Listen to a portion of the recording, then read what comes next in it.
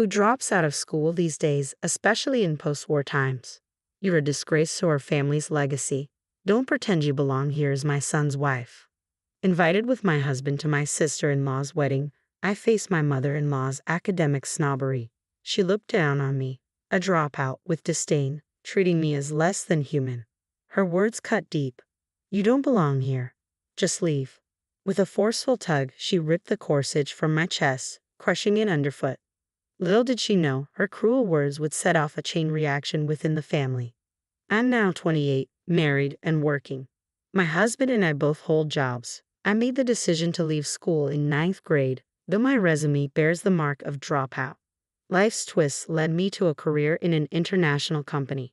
Through work connections, I met my husband, and we built a life together.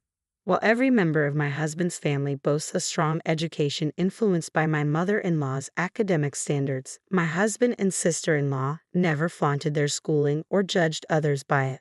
They accept and support me wholeheartedly. Yet a rift remains. My mother-in-law and I clash fundamentally. Our values differ, and understanding seems distant. Yet, despite everything, I remain deeply in love with my husband and committed to our life together. I've strived to navigate my relationship with my mother-in-law without conflict. But she's different. When she dislikes someone, she doesn't just ignore them. She goes out of her way to belittle them. Once at a family dinner to which we were invited, I discovered a separate meal prepared just for me. This should be sufficient for a dropout like you, my mother-in-law remarked icily. I can't fathom anyone dropping out these days. Perhaps you come from a time when women were told education wasn't necessary. In front of me sat only a bowl of green bean soup and a small serving of mashed potatoes. You should be grateful for what you have, my husband unexpectedly interjected, clearly taken aback. You've clearly prepared to disappoint my wife first and then surprise her later, he remarked knowingly, aware of his mother's intentions toward me. Before leaving home, he had reassured me, I'll always have your back. Sister-in-law arrived a bit late, apologizing cheerfully as she laid out the dishes she had brought. I've brought some exquisite delicacies that cost $11,000 per gram. I wanted to share them with you, sister-in-law, and of course with you too, Mom. It became clear to me what my husband meant by protecting me. Mother-in-law, unable to conceal her disdain, looked visibly bored, yet she wasn't one to concede easily. Speaking of which, my nephew has been accepted into Montessori schools of America. I wonder if you, as a dropout, can grasp the caliber of such an institution. Having a mother like you must make one anxious about their child's future prospects. She launched into a detailed description of the prestigious preschool's pathway to college, its partnerships with renowned international schools, and its notable alumni in academia and politics. Her speech seemed rehearsed, and she seemed satisfied as she concluded. So what do you think? She knew I wouldn't be familiar with such institutions in my own country, deliberately setting me up to stumble. People used to say that dropping out was a national disgrace, remarked my father-in-law, usually quiet but choosing to remain silent in the face of my mother-in-law's harsh words. Well, he can't, he added softly. My sister-in-law, unfazed by our mother-in-law's boasting, spoke at her own pace. Occasionally, she'd compliment the food and glance at me for confirmation. I mostly tuned out my mother-in-law's monologue. Meanwhile, my husband persistently offered her more wine, perhaps hoping to keep her occupied. Leaning over, my sister-in-law whispered in my ear, I'm sorry, just endure it a little longer. Visiting their house always leaves me drained, but I don't want to concern my husband or sister-in-law, so I put on a facade of enjoyment. Perhaps I'm simply a bit slow to adapt. Mother-in-law is resolute and firmly believes in her own opinions. Both my husband and sister-in-law understand that openly challenging her is futile. Our only choices are to endure her or mentally disconnect. Yet I'm uncertain how much longer I can keep this up.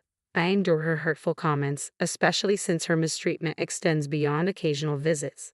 Often she shows up unannounced at our home. Here's my son's favorite, she'll declare, adding, it's not for someone like you who dropped out. She brings gifts but never includes anything for me. Once, she insisted I fetch a specific brand of tea she prefers, only to leave before I returned. It's bearable when my husband is present, but when I'm alone with her, I feel trapped. She'll spend hours lecturing me about the accomplishments of the well-educated and implying that those with less education diminish our. I never disclose these incidents to my husband when he's away. I don't want to burden him further with worries. Then one day, an invitation arrives politely announcing sister-in-law's arranged marriage to her longtime boyfriend. Sister-in-law and I share a close bond. She considers me a sister, and we often enjoy shopping and dining together. Her invitation filled me with joy, and I gladly accepted. On the wedding day, I arrived early at the venue for a hair appointment. Before my husband, to my surprise, mother-in-law was already there. Spotting me, her expression turned furious. I braced myself, anticipating criticism about my attire or makeup, and greeted her calmly. Instead, she loudly exclaimed, "Why is someone like you even here?"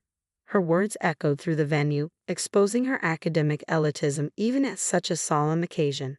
In the midst of numerous guests, she seemed determined to highlight my educational background as an issue. Our family is esteemed for its education.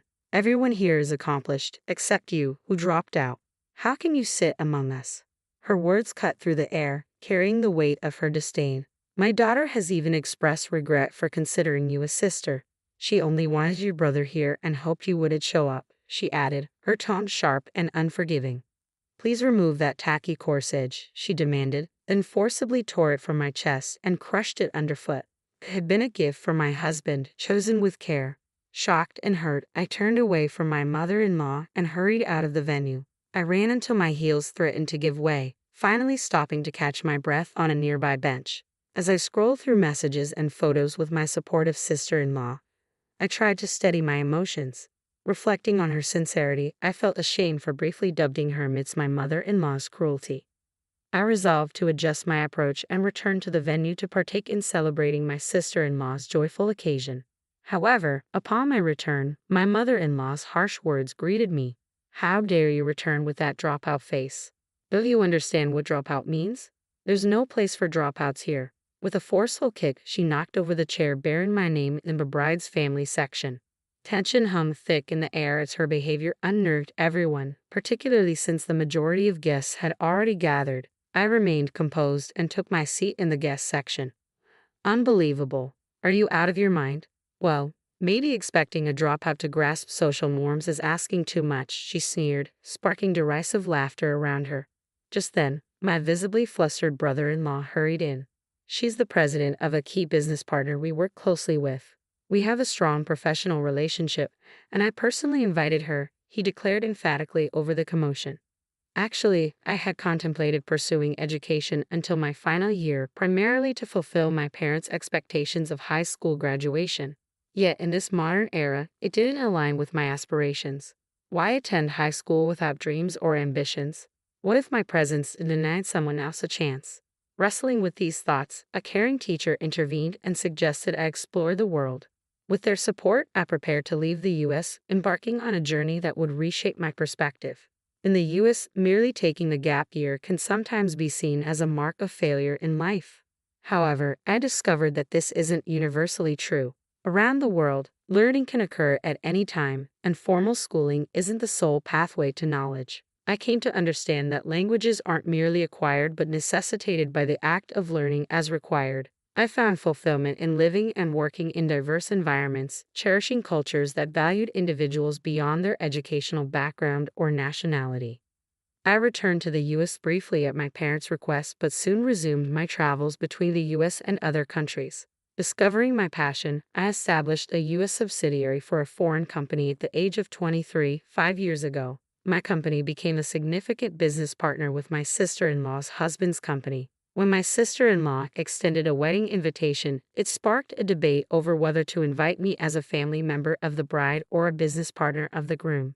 My brother-in-law was unaware of the tension between me and my mother-in-law, but my sister-in-law knew better. She anticipated her mother's tendency to assert herself, even at her own wedding. Understanding this, we agreed on a unique solution: to invite me from both perspectives. If I could sit with the bride's family, that would be ideal. If not, I was prepared to stand my ground. This was the mindset I carried into the wedding. My sister-in-law shared my sentiments. We were both determined to make our mother-in-law reconsider her academic snobbery. It was a strategy we had devised together, and it unfolded exactly as we had envisioned. Amidst the commotion, my brother-in-law anxiously questioned, "Are you intent on damaging my business?" His family members and business associates gathered around, puzzled by the unfolding drama. It appeared clear that my mother-in-law harbored strong negative feelings towards me if my presence was causing such disturbance. I'll sever all ties immediately, I declared firmly.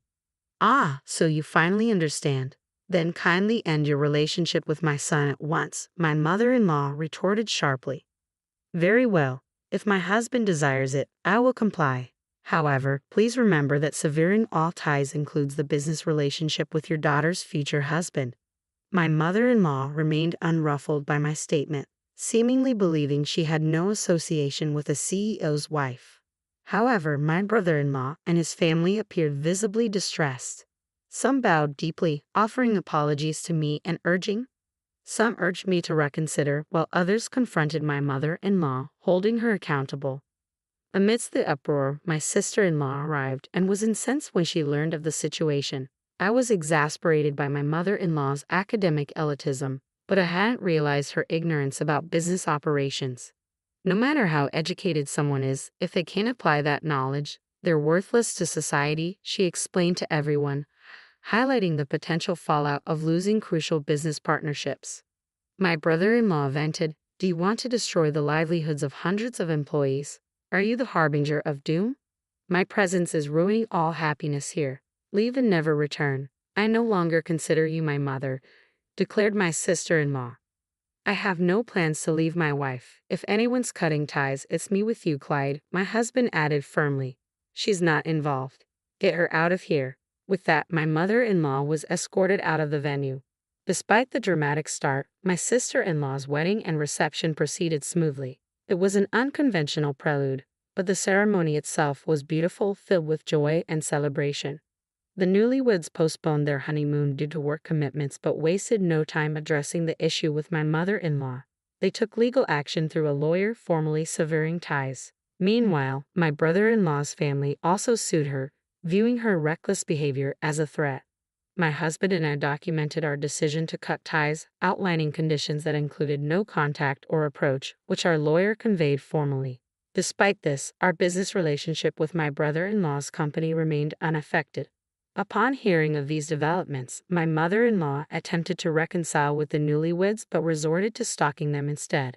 She even appeared uninvited at their workplace, prompting security to remove her. Eventually, law enforcement had to intervene. Meanwhile, my usually quiet father-in-law took decisive action. Content after attending his daughter's wedding, he began preparing for divorce.